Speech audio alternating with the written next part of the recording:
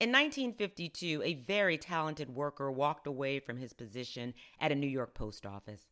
After all, the 33-year-old had just witnessed a Paul Cézanne exhibit at the Museum of Modern Art with a fellow artist, and the show had triggered him to devote the remainder of his life to his true passion, his art.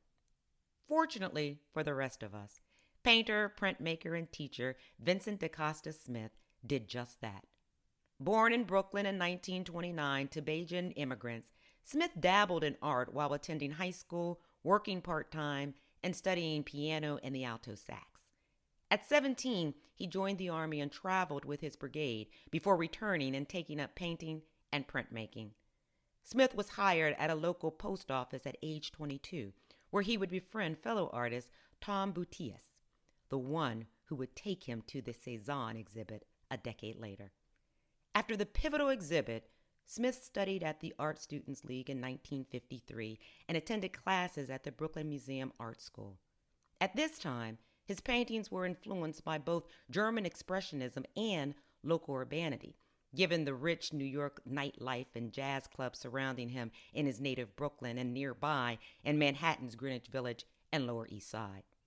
One product of this phase was Smith's popular street scene from his 1954 Saturday Night in Harlem series. His work would soon earn him several scholarships, one to the prestigious Skowhegan School of Painting and Sculpture in Maine. In the mid-1960s, after his years of figurative work had been marginalized by the New York art scene's focus on abstract expressionism, Smith took the lead from Romare Bearden's pioneering use of collage and painted The Voices Are Stilled, which depicted a street scene with the storefront office of the Congress of Racial Equality, CORE. Similar to Bearden and his prominent artist collective Spiral, Smith engaged with the Black arts movement, using his art to advance the cause of civil rights and relevant political organizations like CORE.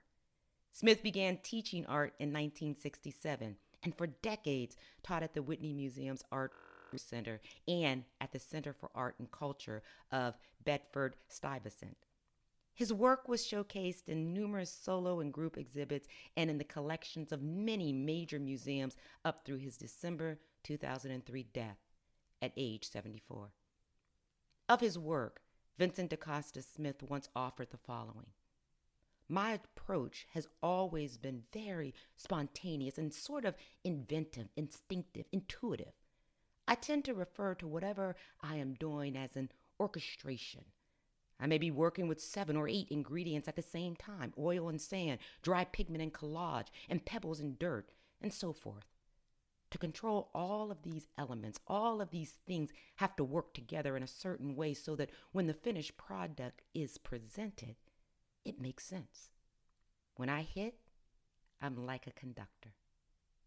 BAIA Bits are produced in part by the generous support of our Patreon members, with a special shout out to Zadik and Voltaire.